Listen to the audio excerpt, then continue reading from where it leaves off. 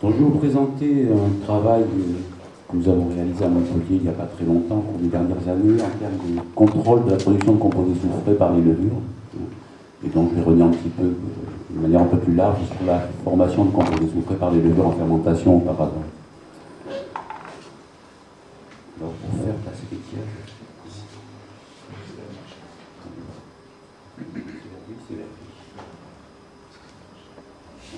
C'est merveilleux.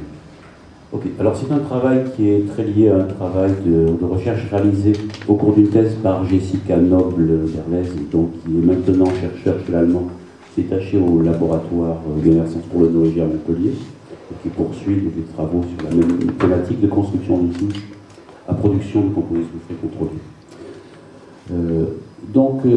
La production de composés soufrés en fermentation, vous connaissez tous les composés soufrés qui nous intéressent ici aujourd'hui, principalement bien issus du métabolisme de la levure, bien sûr l'H2S, mais aussi le SO2, bien sûr des thiols qui peuvent être intéressants ou moins intéressants, parfois aussi quelques mercaptans beaucoup moins intéressants, ou d'autres composés, du diéthylsulfure, des sulfures, beaucoup moins intéressants en raison des notes aromatiques que vous connaissez. Alors ce métabolisme du soufre, il est important chez la levure pour une raison assez simple, c'est que la levure a besoin de composés d'acides aminés soufrés, la méthionine et la cystéine, qui sont les deux acides aminés soufrés, qui interviennent dans la composition des protéines, qui représentent les protéines jusqu'à 50% de la biomasse levurienne. Et la biomasse levurienne, en fermentation, on en prend combien 3 à 5 grammes de matière sèche. Et donc, il faut former une biomasse protéique avec cette quantité de méthionine et cystéine. La levure forme aussi un petit peu de glutathion, parce que ça fait partie de son métabolisme naturel, pour se protéger elle aussi contre les stress oxydatifs. Alors, ils sont variables en fermentation, mais elles stockent un petit peu de glutathion, toujours. Éventuellement, certains peuvent s'intéresser à la faire relarguer dans les vins, bien sûr, pour les raisons que vous connaissez. Alors, s'il y a ce besoin de synthèse à l'acide aminé, il faut regarder comment il se positionne par rapport aux disponibilités en composés soufrés dans le milieu naturel que sont les mous de raisin. Dans les mous, la levure va trouver très peu d'acide aminé soufré. En fait, il y a un petit peu de méthionine qui est présente. La cystéine, elle est absente ou à l'état de trace. En tout cas, on la dose très mal la plupart du temps dans les mous. Et donc, le besoin de synthèse d'acide aminé soufré va être toujours très rapidement incontournable. Alors, la levure, pour synthétiser ces acides aminés soufrés, elle va utiliser bien sûr les éléments soufre qui sont disponibles dans les mous, principalement bien les sulfates, mais aussi le SO2, qui est présent la plupart du temps. Et bien sûr, si on veut faire la liste des composés soufrés qui se trouvent par là, éventuellement il y a aussi du soufre. Et quelques traits sur ces stimulés dont on parlera tout à l'heure, que je laisserai de côté, moi, pour l'instant. Un aspect important à voir, c'est un petit peu comment ça se déroule dans le temps, ceci. Un aspect important, c'est la consommation des acides aminés sur azotés au cours de la fermentation. Vous connaissez tout ceci. Les acides aminés sont consommés. Les acides aminés sont consommés, l'azote en général, vous voyez ici l'azote assimilable, de manière opposée à la formation de la biomasse. Je veux dire, tout ceci est totalement couplé. Ils sont consommés pour former de la biomasse. Il n'y a pas de situation intermédiaire, pas de stock nulle part. Si on regarde un acide aminé comme la méthionine, qui est ici en rouge, on voit qu'elle est très très vite épuisée. Il y en a peu, et elle est vite épuisée du liquide. Donc les formes minérales, je disais, sont les principales sources. Donc le sulfate qui va rentrer dans le métabolisme du soufre, et le SO2 aussi, qui est, on va dire, dans une forme d'équilibre avec le métabolisme du soufre en permanence. Ceci pour aller vers les produits finaux donc, qui nous intéressent. Le cœur, on va dire, du moteur soufre, c'est cette voie métabolique-là que j'ai un peu simplifiée, qui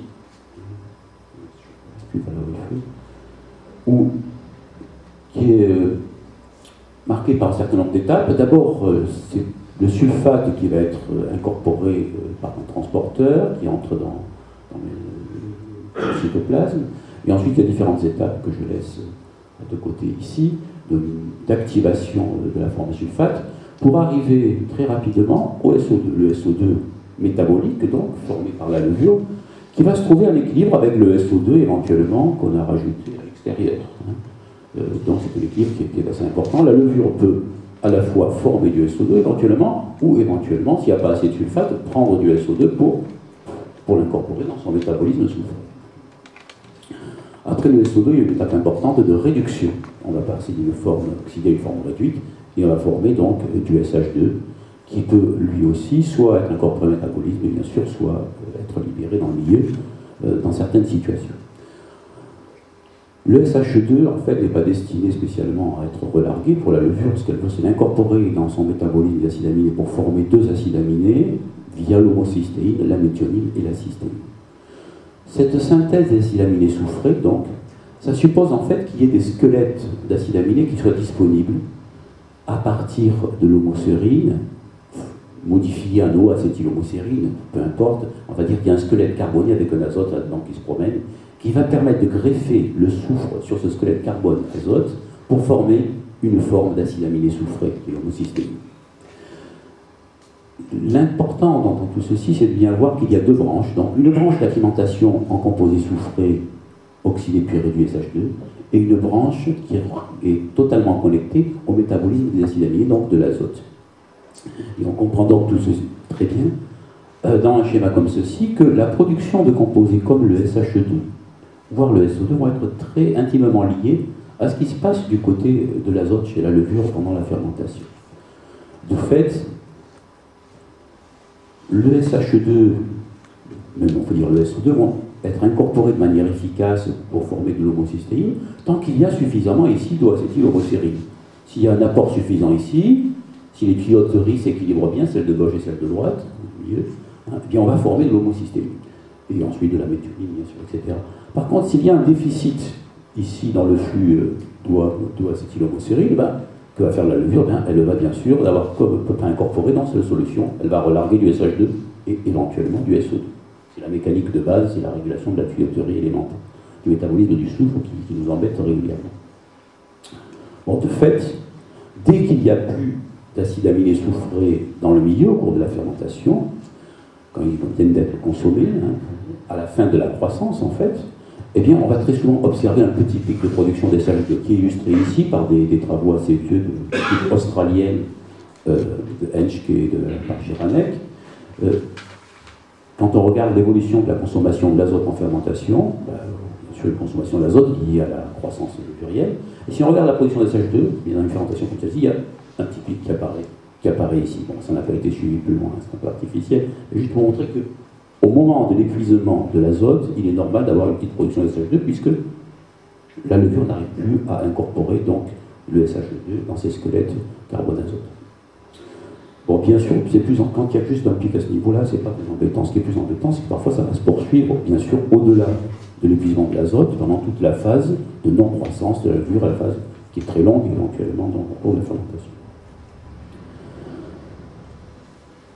Alors très globalement, on dit que les mous carencés favorisent la formation des SH2, et on comprend la mécanique, c'est parce que la levure n'arrive pas à incorporer donc le SH2 dans le squelette carbone dérivé des acides aminés, s'il n'y en a plus, qu'elle relargue cet SH2. Néanmoins, c'est un petit peu plus compliqué que ça, certainement, parce qu'il y a des régulations qui se mettent en place de manière variable suivant les souches, qui montrent que les mous carencés en azote favorisent plutôt la formation de SH2, mais les souches ne répondent pas toutes de la même manière à ce type de variation de niveau d'azote. Ici, j'ai repris des données d'une publication de collègues espagnols, portugais, je ne sais plus, Mendes et Ferreira, qui montre que certaines souches, pour différents niveaux d'azote, vous avez ici 66, 267, 400 mg d'azote. Il y a certaines souches qui, quand le niveau d'azote baisse, comme la EC1118, ont des niveaux de SH2 qui est très faible en milieu riche en azote, milieu moyennement riche, mais assez riche quand même, ça reste toujours très faible. Par contre, en milieu carencé, ça monte un tout petit peu. Mais ce qu'on note, c'est que, quel que soit le niveau d'azote, la production est très faible. D'autres souches, comme la 522D, au contraire, ce qu'on voit, c'est que quand il y a beaucoup d'azote, en effet, elles produisent quand même déjà du SH2. S'il y a moins d'azote, elles en produisent beaucoup plus. Et de manière surprenante, en milieu totalement carencé, elles en produisent un petit peu moins. Voilà, donc pour souligner que la relation avec le niveau d'azote est quand même plus complexe que simplement de dire quand c'est carencé en azote, elles produisent beaucoup de SH2. Et ensuite, pour souligner le poids de la souche, certaines souches ne répondent pas aux variations de niveau d'azote, elles ont un niveau qui est constamment assez bas. Et d'autres sont très sensibles à ces fluctuations du niveau d'azote et vont répondre de manière qui est, je dirais aujourd'hui, pas complètement élucidée, parce que ce n'est pas les niveaux les plus bas qui donnent systématiquement les niveaux d'SH2 les plus élevés. Voilà, donc ceci pour revenir sur l'idée que c'est les milieux carencés qui donnent toujours le plus de notes d'SH2. En termes de contrôle, on considère qu'il y a une étape qui est, longtemps on a considéré une étape importante, l'étape dite de la sulfite réductase, qui était importante en termes de production d'SH2, c'est-à-dire l'étape qui réduit le SO2 en SH2. Le SO2 il y en a toujours par là, bien sûr, puisqu'on rajoute quand même encore. Et donc cette étape a été pas mal analysée, l'enzyme caractérisée, les gènes étudiés, clonés, etc. Et on a pas mal ciblé pendant des années les travaux sur cette étape-là en se disant que c'était elle qui était déterminante et qui jouait un rôle clé. C'est vrai, elle joue un rôle important dans la production de SH2. Néanmoins, ce que je veux vous montrer, il n'y a pas que cette étape-là qui est importante. Elle joue un rôle, c'est vrai. Elle joue un rôle parce que, bien sûr, si vous avez une activité qui est très importante ici et qu'il n'y a pas d'azote là, ben, vous allez produire beaucoup de SH2, c'est évident. Je vous montrerai qu'il n'y a pas quelqu'un d'autre. Alors, je vais vous parler, moi, surtout de la production de SO2 dans un premier temps. Alors, la production de SO2, aussi, bien sûr, est variable suivant les souches, hein, en quantité, ça vous en avez pratiquement l'expérience. Et si on compare deux souches, une plutôt faible productrice et une forte, si on regarde ici, vous avez la croissance pour la cinétique, si vous avez la vitesse de fermentation extrangine, dans les deux cas, ce que vous pouvez voir, c'est que la production de SO2, ben, le SO2 c'est plus facile à suivre que le SH2, hein. Donc il va se former pendant la formation de la biomasse levurienne, globalement, ici une faible productrice, moins de 10 mg de SO2, ici, et une forte productrice qui va le former pendant la phase de croissance, mais aussi au-delà, pendant la phase de non-croissance, donc plus tard dans la fermentation, pour accumuler des quantités assez élevées de l'ordre de 50 mg par litre de SO2 ici, pour celle-là, ici qui est plus forte productrice.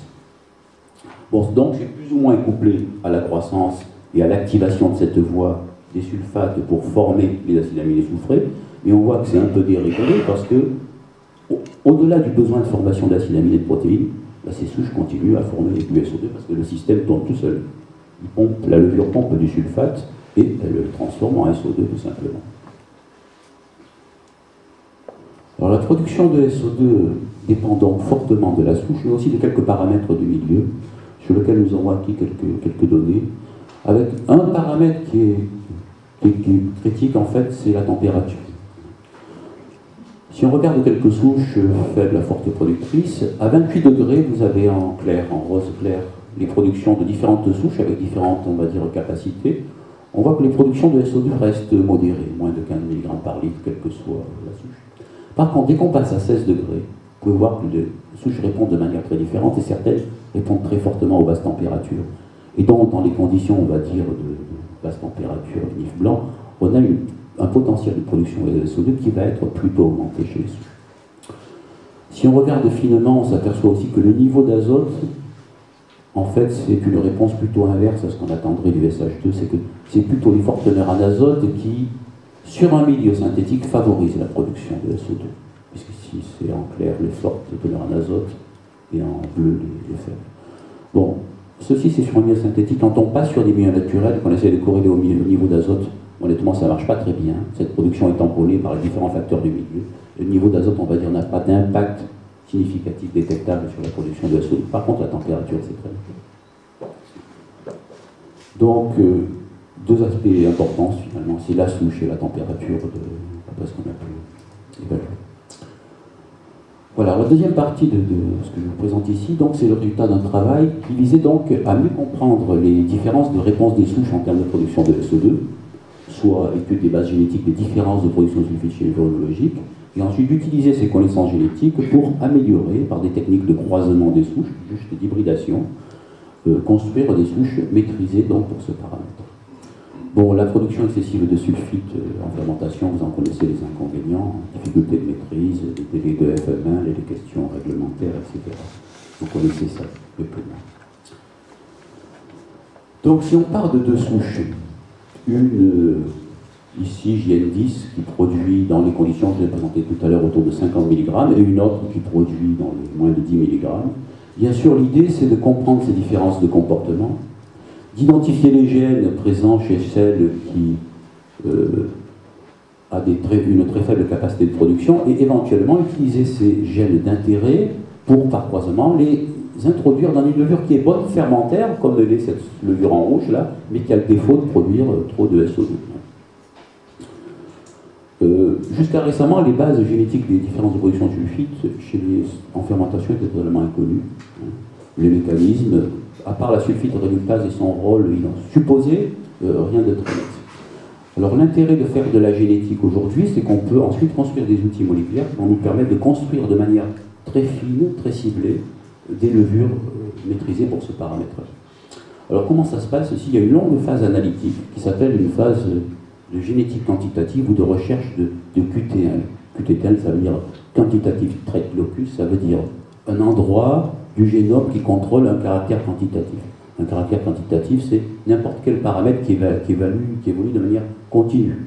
Alors la production de SO2, c'est un caractère quantitatif, parce que si vous croisez une levure qui en produit beaucoup avec une qui en produit moins, vous obtenez toute une gradation dans la capacité à former du SO2. C'est pas du tout rien, je veux dire. C'est comme la taille des individus, c'est un caractère quantitatif, etc. Votre vitesse à la course aux 100 mètres, c'est un caractère quantitatif aussi, en principe. Donc pour aborder ces analyses, qui visent donc à identifier les gènes responsables des différences de production de SO2, on commence par choisir une forte productrice et une faible, les deux que j'ai présentés tout à l'heure, bien sûr. On va les croiser pour constituer une population qui est donc le résultat d'un brassage génétique de ces deux génomes, un fort, un faible, d'une certaine manière. À partir de cette population, on va la caractériser et mesurer pour chaque individu sa capacité à produire du SO2, ce qu'on appelle une analyse phénotypique, donc une analyse de phénotype SO2. Et en parallèle, on va faire pour chaque individu une analyse génotypique, c'est-à-dire on va analyser son contenu génétique pour savoir, dans son génome, point par point dans le génome, de quel parent vient telle ou telle région du génome, tout simplement. Et ensuite, on va faire des analyses statistiques, on fait tourner des ordinateurs, qui vont nous indiquer si une région du génome a une probabilité de contrôler la production de SO2. Alors ceci, on le fait, alors je vous donne quelques détails, si j'arrive à faire marcher ça. Voilà. Alors si on croise ces deux souches, qui étaient une forte et une faible, la forte, alors je ne sais pas mentionner ici, mais la forte, elle a une valeur autour de 45 et la faible autour de 8. Vous pouvez voir dans la population ce que ça donne, tous les individus, ici une cinquantaine, vous pouvez voir qu'il y en a qui sont très très faibles, quelques-uns moyens, quelques-uns un certain nombre plutôt formés. Il y a un comportement qui est plutôt de dire soit c'est plutôt faible, soit quand même rapidement c'est plutôt un petit peu fort. Je disais un caractère quantitatif ce n'est pas binaire, et là en même temps on retrouve un caractère pas tout à fait binaire mais presque. Ça veut dire que c'est un caractère, quand on a une distribution comme ceci, qui est contrôlé d'une manière assez simple, c'est-à-dire soit elle a le bon gène, soit elle ne l'a pas. En tout cas, si on parle de faible production de SO2, on peut dire, en gros, il y a un bon gène, une bonne région. Hein. Soit elle l'a, soit elle l'a pas. Alors ceci, on peut le représenter de différentes manières. Ici, c'est la manière la plus standard qu'utilisent les généticiens, parce que ça donne une idée, c'est une loi de distribution des quantités produites, et ça montre deux pics avec ce qu'on appelle... C'est pas une gaussienne du tout, c'est un truc avec une double distribution. Et donc ça, c'est caractéristique d'un système où il y a une région qui influence le caractère. Une fois qu'on a fait ceci, donc, on va s'intéresser au contenu génétique de la population. Alors comment est-ce qu'on fait ceci? Alors le principe, c'est qu'entre deux individus, on obtient une mutation ponctuelle qui différencie deux individus de vue. À partir de là, il suffit de trouver une méthode qui permette d'identifier ces mutations pour tracer l'origine parentale de chaque région du génome, à savoir s'il vient du parent maternel ou paternel. Alors une méthode très utilisée, ce qu'on appelle des puces ADN, mais il y en a plein d'autres. Hein. Une puce ADN, c'est un système sur lequel on va hybrider les ADN de chacun des clones de population, et c'est des systèmes qui sont synthétisés par de la chimie haute densité. Il y a à peu près 200 000 puces qui testent le génome dans 200 000 positions. On va dire, à chaque position, ça teste, en gros, est-ce que la séquence exacte est bonne, on va dire, correspond au standard, et à ce moment-là, ça donne un signal, ou est-ce qu'elle est différente par rapport au standard, ça s'hybride mal, et à ce moment-là, on sait qu'il y a une mutation dans la région. À partir de là, on peut, pour chaque point analysé, c'est-à-dire 200 000 points, dire mutation, pas mutation, tout ce que ça dit. Mais ceci, ça nous permet, nous, d'établir des cartes. D'établir des cartes, et quand on le fait avec nos levures homologiques, ça donne ceci. Le résultat, c'est ça, c'est que pour chaque individu, vous avez ici une trentaine d'individus. On va représenter par un code couleur pour ce qu'on appelle des marqueurs, c'est des points dans le génome qu'on analyse, 2000 marqueurs. On va analyser tout le long du génome, à savoir s'il y a du parent rouge ou du parent vert. Et vous le voyez pour un individu, il y a une partie ici qui vient du parent rouge, puis du vert, puis du rouge, puis du vert, etc. Puis on passe d'un chromosome à l'autre, etc. Pour vous dire que pour chaque segment du génome, on sait de quel parent vient cette région-là. Alors on le fait pour tous, on le fait pour les 30. Alors c'est un boulot qui était assez important jusqu'à maintenant, maintenant ça va beaucoup plus vite, méthode. Et ensuite, qu'est-ce qu'on va faire? On va faire des tests. Alors ça donne ceci, mais peut-être avant, pour expliquer le principe des tests, c'est qu'ensuite on fait un test statistique entre la capacité de l'individu à former du SO2 et la présence dans son génome d'une région. En fait, on prend une région donnée, un petit point là, et on regarde tous ceux qui viennent du parent rouge et tous ceux qui viennent du parent vert. On regarde la valeur production de SO2. Si tous ceux qui viennent du parent vert et du parent rouge ont en gros une distribution de SO2 qui est à peu près la même, ça veut dire que là, cette région du génome n'a pas d'impact sur la production de SO2. Si vous mettez tous ceux qui viennent du parent rouge, où les points, on va dire les valeurs sont très élevées, et parent vert sont très bas, vous dites, cette région du génome doit influencer la production de SO2, tout simplement. Et alors, bien sûr, il y a des tests statistiques très sophistiqués, mais en gros, ça se résume à ça. Alors ça, on fait tourner bien sûr les machines, et ensuite on obtient des graphes comme ceci, qui nous donnent pour toute la région du génome considérée, la probabilité que cette région affecte la production de SO2. Alors, on l'a fait pour la production de SO2.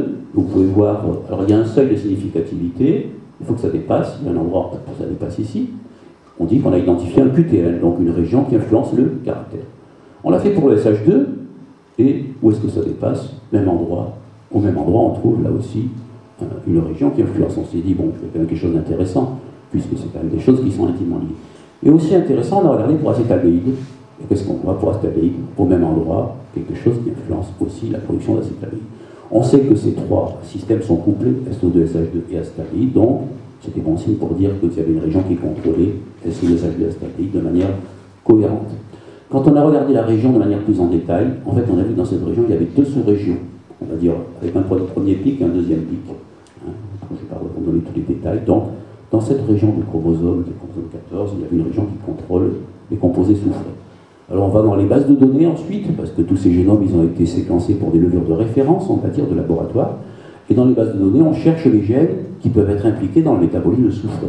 Et dans cette région, quand on a cherché, qu'est-ce qu'on a trouvé? Un premier gène qui code dans la voie du métabolisme du soufre que j'ai présenté, et un autre gène, pas du tout loin de l'autre, à une soixantaine de kilobases, qui lui aussi intervient dans le contrôle d'une enzyme du métabolisme du soufre. À partir du moment où on a ceci, on se dit, c'est bon, on va avoir la solution du système. Et donc ces gènes, ils interviennent, le premier intervient dans la branche du métabolisme azoté qui alimente en composé ici, et le deuxième intervient dans le contrôle de la voie d'assimilation des sulfates. Ici, c'est quelque chose qui contrôle la stabilité des enzymes de la voie métabolique. Donc à partir de ceci, qu'est-ce qu'on fait? On fait des tests génétiques, c'est-à-dire on inactive un des gènes, on remplace un des gènes venant d'une bonne souche par une souche inverse, c'est-à-dire la souche forte productrice de SO2, on va remplacer le gène MET2 en mettant celui qui vient de la souche faible productrice de SO2, et qu'est-ce que ça donne? Ça donne une chute de la production de SO2 d'à peu près 50%, donc on se dit en effet, ce gène-là intervient bien dans le contrôle de la production de SO2 chez cette souche. Alors on continue ce travail, je vais vous présenter tous les détails. Et ensuite on arrive à un schéma métabolique qui nous permet d'expliquer pourquoi une souche produit plus de SO2 que l'autre. Et ce qu'on voit, c'est que la souche qui produit beaucoup de SO2, très simplement, c'est qu'elle a un système ici qui est très actif parce qu'SKP2, lui, il est faible, il ne bloque pas assez l'enzyme capable d'utiliser le sulfate, donc il se forme beaucoup de SO2, il peut se former aussi de SH2, et inversement, l'allèle, le gène, l'allèle c'est un variant génique, le gène MET2, ici, cette voie est peu active, dont l'incorporation du SH2 se fait mal. Dans le cas opposé, souche faible productrice, au contraire, cette voie ici est très active pour incorporer le SH2, et par contre ici le système exerce un contrôle qui permet de réguler à un niveau très bas le flux de sulfate qui va être transformé en SO2 puis en SH2. Donc on a bien un système ici qui favorise l'incorporation de l'azote et défavorise la formation des composés soufrés. Voilà, donc on a un système qui permet de maîtriser, on va dire, en même temps la production d'SO2 et d'SH2 d'une manière assez simple. Le positionnement très tôt de la voie ici est intéressant parce que ça veut dire qu'on ne va pas accumuler aucun intermédiaire soufré qui pourrait gêner par d'autres types de réactivité, parce que les molécules soufrées sont très réactives, et impacter sur la formation d'autres molécules gênantes. On a vu qu'il y avait une relation avec l'acétaldéhyde, on peut la voir dans la population, dans toutes ces populations qui forment des quantités variables de SO2. Si on regarde la formation d'acétaldéhyde, on voit que c'est très fortement corrélé. C'est assez normal, en fait. Puis là, quand le jeu forme de l'acétaldéhyde, cet acétaldéhyde, il se combine bien sûr au SO2, donc il est plus disponible pour la levure, pour former de l'alcool, donc elle augmente son activité pour former plus d'acétaldéhyde, et du coup elle va stocker de l'acétaldéhyde essentiellement combiné au SO2, mais globalement ça la pousse à accumuler de l'acétaldéhyde puisqu'il est plus actif, il est plus disponible pour l'alcool déshydrogénase. Une fois qu'on a toutes ces informations, qu'on connaît les gels, etc., ce qu'on peut faire ensuite, c'est faire de la construction ciblée d'une levure maîtrisée pour ces paramètres-là, formation de composés soufrés, en faisant ce qu'on appelle du croisement assisté par marqueur. C'est-à-dire qu'on va utiliser les informations qu'on a eues en termes de localisation génétique et contenu génétique sur la région importante, pour pouvoir réaliser des croisements entre une souche qui a le défaut de produire des SO2 et celle qui en produit très peu, pour transférer les bons gènes par simplement croisement. On fait un premier croisement. Ce qu'on va faire, c'est qu'on teste tous les clones pour savoir quels sont ceux qui ont les bons gènes ou les mauvais. On prend bien sûr ceux qui ont les bons, on les recroise. Et ce qu'on va faire, on va faire du croisement récurrent avec la souche parentale. L'idée, c'est d'introduire les bons gènes dans la souche, on va dire, bonne fermentaire avec qui produit de SO2, mais en même temps de régénérer un génome équivalent à la souche initiale de départ fermentaire. Puisqu'on veut protéger l'ensemble et retrouver l'ensemble des propriétés fermentaires.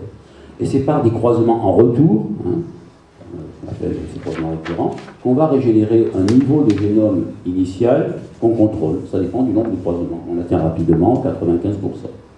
Donc on fait premier croisement de première population qui contient 50% du génome de la souche rouge, 50% de la verte, bien sûr. On prend un clone qui a les bons gènes, un descendant, parce qu'entre-temps, il y a croisement plus descendance pour repasser à l'état haploïde, pour ceux qui s'appellent de la génétique. On reprend donc un descendant haploïde, on le recroise avec un descendant de la souche parentale fermentaire, entre guillemets industrielle, et on refait une deuxième population qui, elle, va contenir 75% du génome de la souche de départ rouge et 25% P2. Et là-dedans, on sélectionne celles qui ont le bon gène et on recroise à nouveau, etc. Et par ces cycles-là, on arrive à la fin à des clones qui ont 94% à peu près du génome de la souche industrielle de départ, mais dans lequel on a contrôlé l'introgression des gènes d'intérêt venant de la souche de rouge. Voilà. Vous avez compris qu'on avait restauré une souche à peu près similaire à la souche de départ, mais qui avait pris les bons gènes. On contrôle bien sûr les cinétiques fermentaires de la souche construite, là sur des milieux synthétiques, donc pour dire en rose, c'est la souche, on va dire, construite par rapport à la souche de départ. On a plutôt amélioré la cinétique fermentaire, parce qu'entre-temps, on a bien contrôlé les cinétiques et récupéré au passage quelques gènes intéressants sur la cinétique fermentaire, on arrive à l'améliorer, donc sur milieu pauvre en azote ou riche en azote d'ailleurs. Et ensuite, on caractérise la souche finale pour la production de SO2, SH2, acétaldéhyde, et on peut contrôler. Et on peut vérifier que la souche obtenue, bien sûr, a une production de SO2 qui a été divisée par 5, elle est passée de 50 à 8 mg à peu près, d'acétaldéhyde qui a baissé aussi très fortement, et d'SH2 de manière non quantitative mais qualitative. On peut voir que la souche de départ, au bout de 24 heures, ou de 48, donnait des bandelettes tout de suite très sombres, signe de production de SH2, alors que la souche construite n'en produit pas. Voilà, donc pour résumer ce travail, donc, vous avez compris que je veux ici vous vanter les mérites des approches de génétique quantitative pour régler des problèmes de production de composés soufrés. Bon, ce qu'on peut voir, c'est qu'on a réussi à avoir un système qui aujourd'hui est efficace, en fait, pour pouvoir construire, on va dire, ou corriger de manière ciblée les soucis de production excessive de SO2 et SH2 par certaines souches. Bon, bien sûr, on a déposé un brevet sur tout ceci. Bon, ceci, ça nécessite un peu de temps. Il faut bien voir qu'à partir du moment où on a des outils moléculaires, ensuite les phases de construction peuvent être relativement accélérées. Ce que je veux dire, c'est qu'une fois qu'on maîtrise ceci, ensuite on peut assez rapidement corriger ce défaut-là chez un certain nombre de souches. Voilà, on a pu obtenir donc une souche fermentaire, très bonne productrice en termes de profil aromatique, cinétique, tout ce qu'on veut, et contrôlée pour la production de SO2, SH2 et bien sûr d'altanie, et qui s'appelle pour la première, on va dire, la LAL20 ICB OK, donc vous avez peut-être déjà vu sur l'image. Voilà, donc je terminerai juste donc, pour remercier donc, Jessica Noble qui a réalisé une large partie de ce travail, Isabelle Sanchez qui est biostatisticienne qui a une contribution aussi très forte parce que c'est essentiel de savoir faire ça pour avoir du succès dans ces manips-là, et bien sûr l'Allemand qui a conduit ce projet et l'ICB qui était partenaire de ce projet. Voilà, merci.